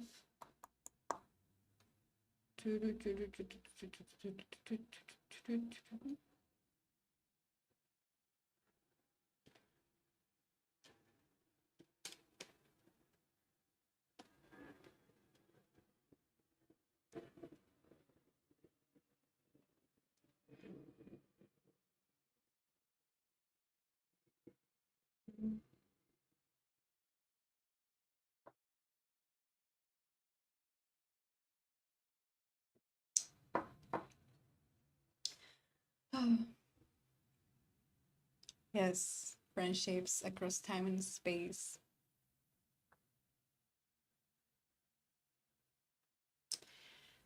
Mm. Yeah, soul agreements about friendship, of course, they're really the foundation for love. Like, I feel like friendship is truly one of the purest forms of love, I think. Like, we sometimes overlook how much friendships can sustain us, and society teaches you that the ultimate goal is marriage and finding like the one and only. But actually, you look back, when you're old, you look back at the people who matter to you, and they're actually, those that shared friendships with you, platonic friendships, or maybe were your um, collaborators or creative friends, people who were there for you. Like, they know all your, maybe they know all your stages, all your, like, the different chapters of your life. They saw you at your worst and at your best. They didn't judge you. They didn't demand something from you. They weren't you know, asking for favors or something like that. They genuinely enjoy your company. So when friends can enjoy each other's company unconditionally, when you can exist together, when you can run errands together, when you can do boring things together, I feel like that's the highest expression of love in a way. Yes, friendship is so underrated. Yes.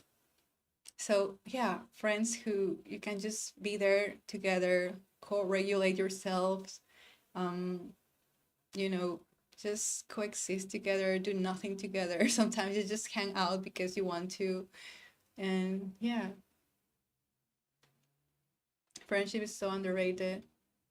Yes. And I feel like in this mature paradigm, because I mentioned this before, that we are transitioning from young soul mentality to mature soul mentality.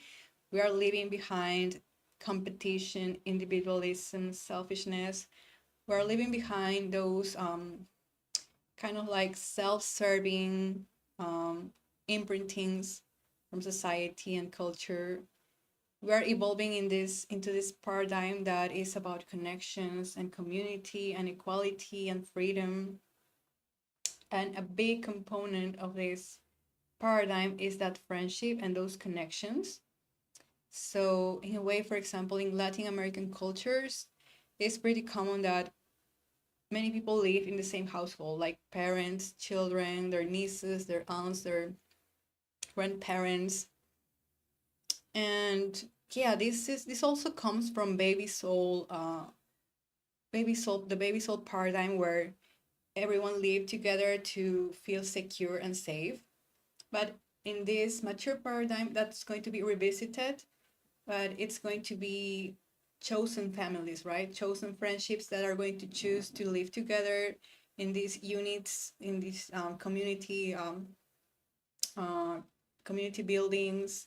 So society is going to transform so much because we are going to prioritize friendship over the nuclear family, for example, that actually is in many ways people and anthropologists and historians have defined the nuclear family was basically capitalist propaganda to separate people, to make them more, consume more things, and to feel lonely, basically, to feel lonelier and to profit off that loneliness, that separation. But in the future, we're going to live with friends and we're going to be happy there. And it's not that you're going to lose your individuality or your personal space. No, it's we're going to gain reciprocity. We're going to gain cooperation. We're going to gain mutual help, like people having each other's backs and helping your disabled friends, sharing tasks, alleviating that weight of uh, pressure to be on all the time, to do everything. For example, we know many families, many nuclear families, for example, the mom is the one that has to cook and clean and take care of the children and all of that. And the husband is going to work every day. So there's this imbalance that is very painful. But hopefully in the future, with those friendships, when we prioritize that friendship, that equality, that love of friendship, when we prioritize that, we're going to, fulfill those responsibilities more uh, in a more balanced way. And yeah, so yeah, that's why we need to prioritize friendship. That's life changing. And yeah, we're going to defeat the evil ones with the power of love and friendship. Yeah, they can make jokes about it, they can laugh about it, but it's truly the power of love and friendship that changes everything.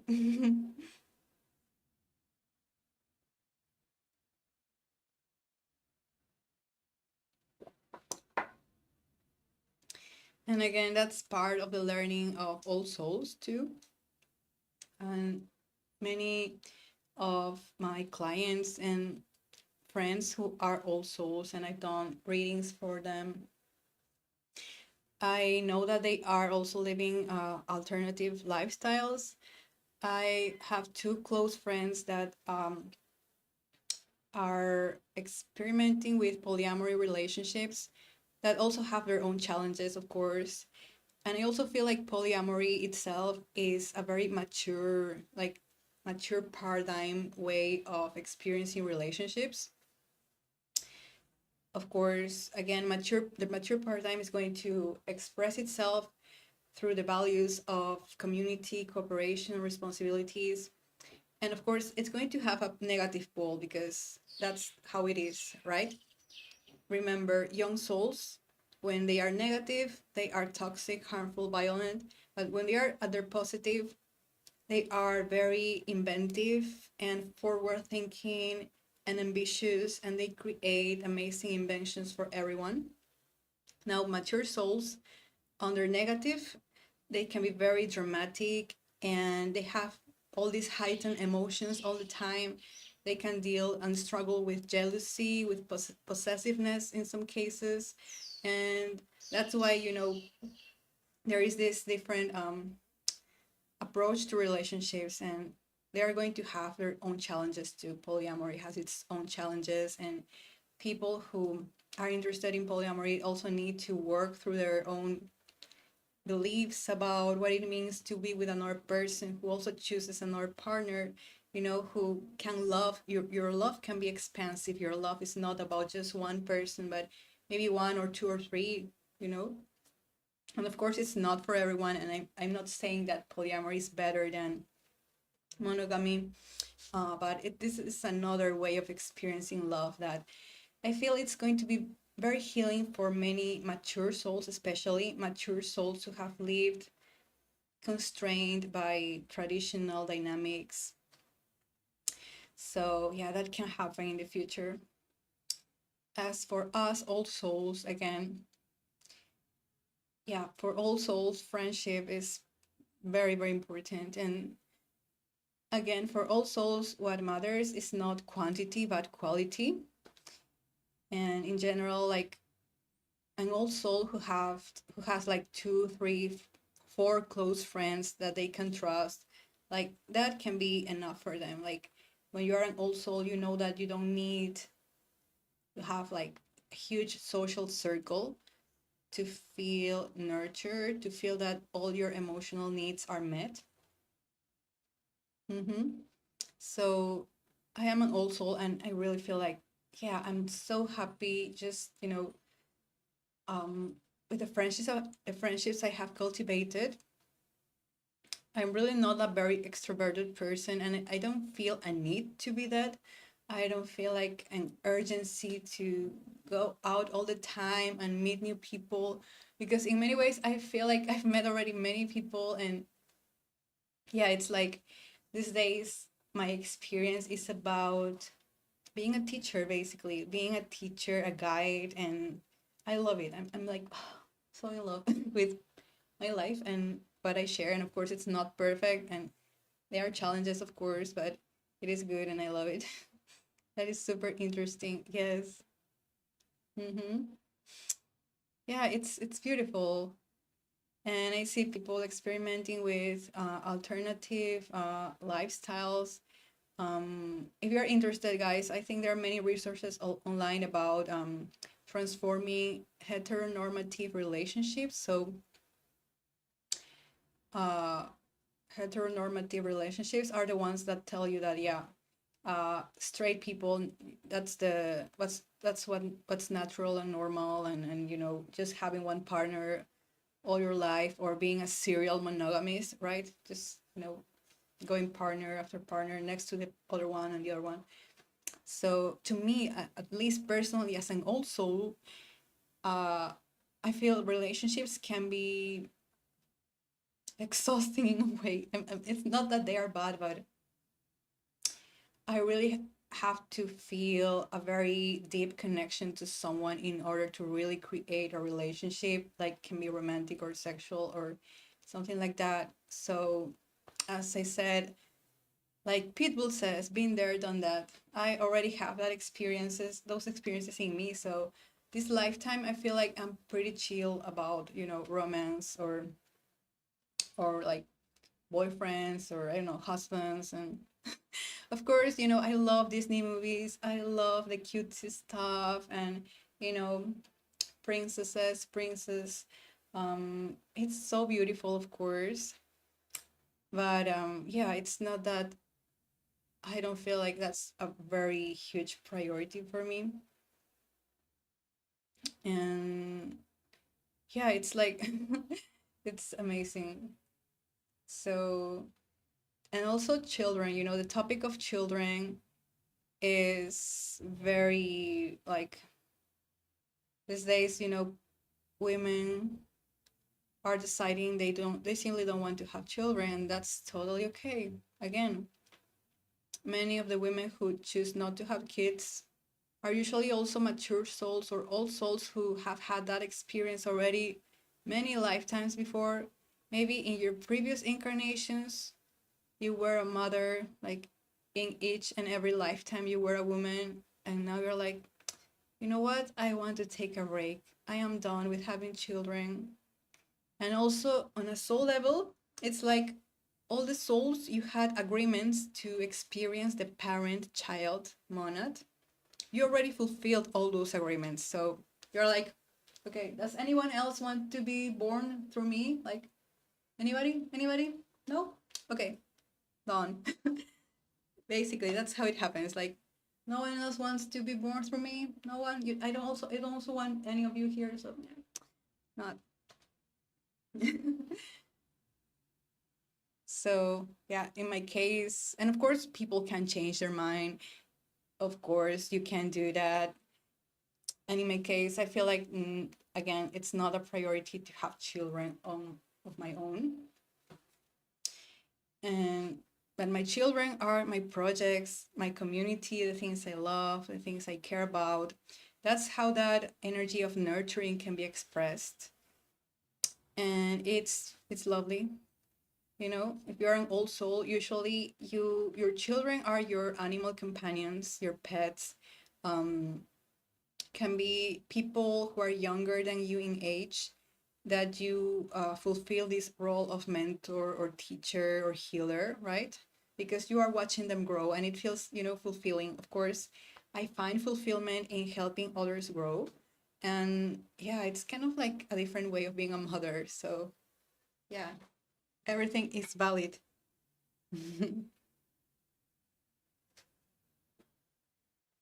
What do you think about it?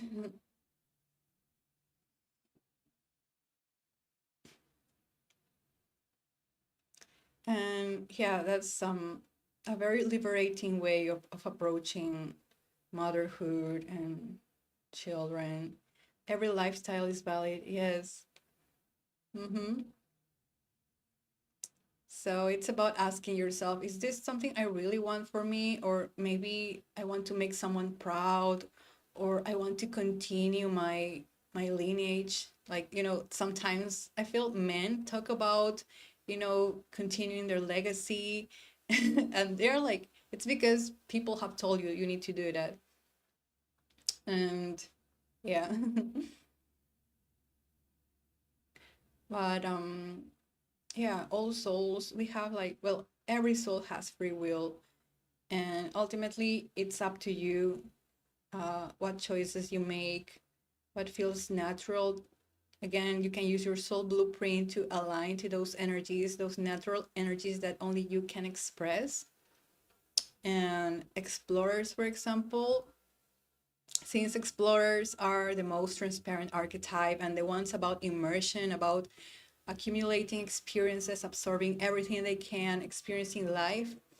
And explorers often choose, you know, they can choose all these experiences of motherhood. And sometimes because they are explorers, they're going to adopt children, they're going to travel to far places and adopt children from different cultures, and do all those things.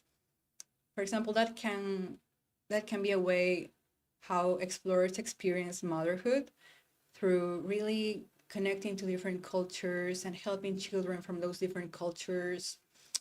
Now, warriors and leaders, who are the most decisive and grounded archetypes, they can experience motherhood by being fitness instructors, for example. They can coach uh, young gymnasts. They can be coaches to young gymnasts and figure skaters and athletes. You see how each role can experience that energy of motherhood or energy of teaching.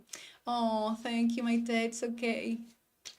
Yes, it's late for you. I understand completely. Thank you. Take care, my te. Good evening to you, my te. I'll see you next time.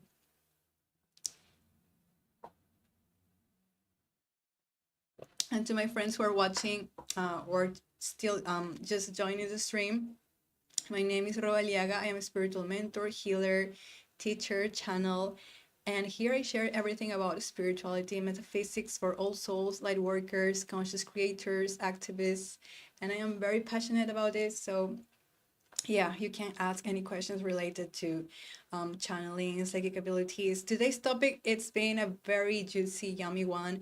It's soul relationships, soul agreements, karma, soulmates, essence twins, the nature of your soul in relation to others. So after the stream, I'm going to put timestamps in the description and the pinned comment, so you can find all the topics here, because it's kind of like a lecture. It's kind of like a masterclass in soul relationships. And we had lots of fun today. We talked about everything about karmic agreements, how our soul creates those agreements pre-birth, and how our personality chooses to fulfill those agreements or renegotiate those agreements while we are here incarnate. And yeah, it's fascinating. And if you're interested in deeper conversations about this and more kind of like hot topics that I can't really share here because my stream can get flagged and they can take down my account, you can also join my Patreon community. The link is right here. And I have uploaded my full transformational program for all souls. We cover everything mind, body, spirit. And by this, I mean somatic healing, experiencing your emotions, and also transforming those fears we carry, alchemizing fear, shame, and also your soul blueprint channel from the Akashic Records. I teach you how to identify your soul archetype, your relationship style, your reality framework, and also your soul family, how to magnetize those agreements with your soul family, your soulmates, and also conscious manifestation. That's another module. So that's for those of you who really want to see changes in your lives and help others, and also create a better world together. Because when you do this work here, when you work on yourself, you are inevitably helping others do the same. It's like, yeah, the outer world is a reflection of what we have here. And yeah, I love it.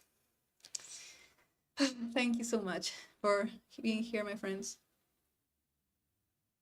Oh, and by the way, during all my streams, I also offer psychic readings for my viewers.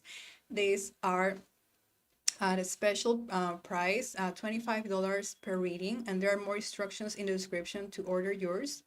These are for my viewers here on stream only, and if you want yours, let me know.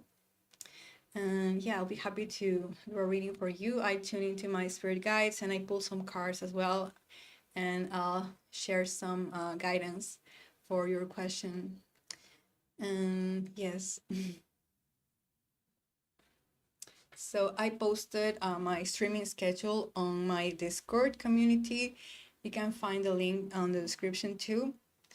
And you can follow me on Instagram and TikTok. It's my same username, Love and Soul 7.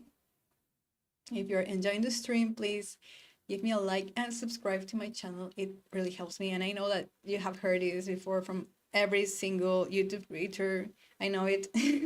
But it really matters. It really matters, especially in this age of, you know, all these ads, these corporations trying to get your attention and pushing the small creators down below. You know, we are we're sometimes silenced for speaking our truth and saying what's right. That sometimes makes some people uncomfortable, but if you have your heart in the right place, you know that it's important to speak up for what matters.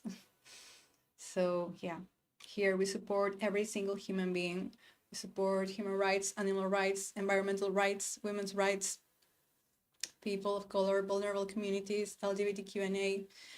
Everyone here is welcome, my friends. And as you know, I am neurodivergent, so if you're an ADHD or autistic, you're also welcome here. I feel it's important to say that out loud. Like, every single human being matters and deserves a life full of love and freedom, and the ability to choose whatever you want for yourself, whatever is good for you. So yeah, let's make sure our actions are always minimizing suffering in the world. That's how I try the principles I live by. My actions, I try my actions to be a reflection of kindness and inclusion and acceptance.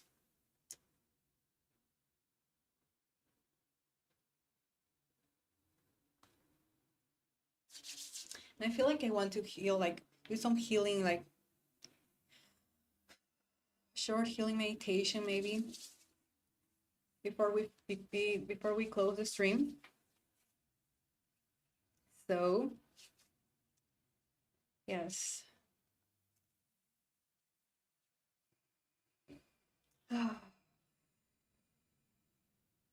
Well, first I want to set the intention to clear this space. And first of all, thank everyone who's been here watching in present time, in real time, and also for those of you watching in the future. Big love to you. Thank you for your presence and your beautiful energy. And yes, let's take a deep breath in together. Exhale. And I ask all my spirit guides, my astral healers, to be present and to help us channel all this love and inspiration and healing energy to where we need it most, so we can recalibrate our bodies, minds, and spirits for our best and highest good, and for the highest good of all.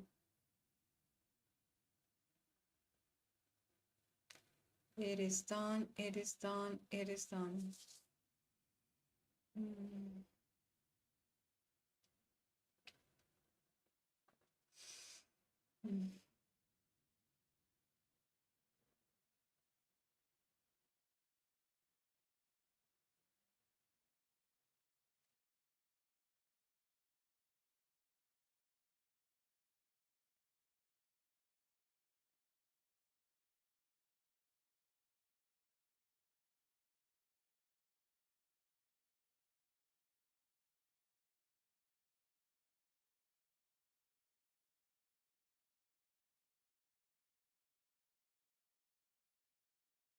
Mhm.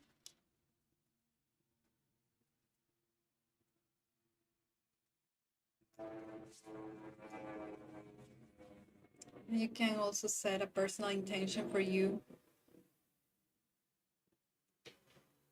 Anything that resonates with your being right now, you can set that intention and know that it is already yours on some level.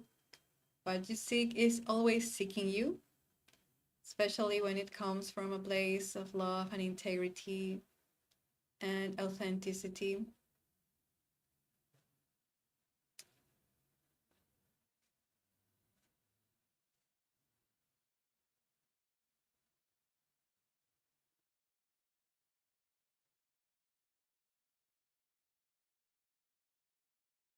And this is actually the essence of manifestation, knowing that you are that you are already whole, are complete. You are complete. You are whole. You have everything you need within you. And any desire that emerges, anything that you want from the external world, all those things you want carry a specific energy signature. So your task is to see what is that energy signature and how can you feel it within you already in the here and now. If you are craving love, if you're craving support, it is an invitation to be the one that gives yourself that love, that support, without asking for permission, without waiting for others to do that for you, without outsourcing that to others.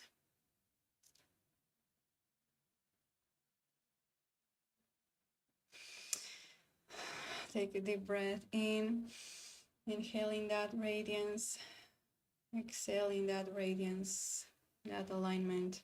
Beautiful. Inhaling, exhaling out.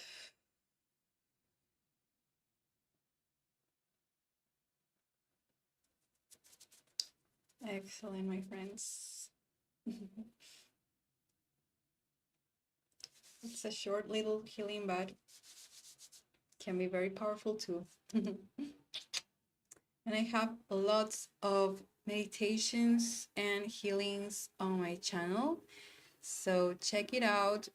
I have free playlists and they are like available for you to watch whenever you need to. Oh, thank you, Sarah. Thank you for receiving it with so much love and grace.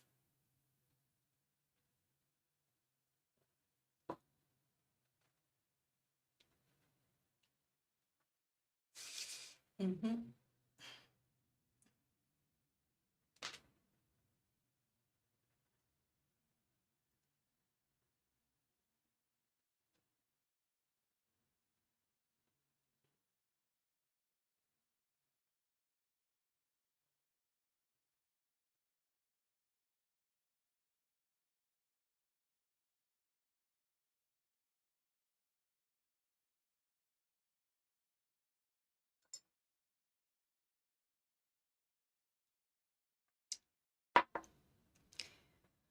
Okay, thank you so much for watching and tuning in, my friends. Thank you, Sarah.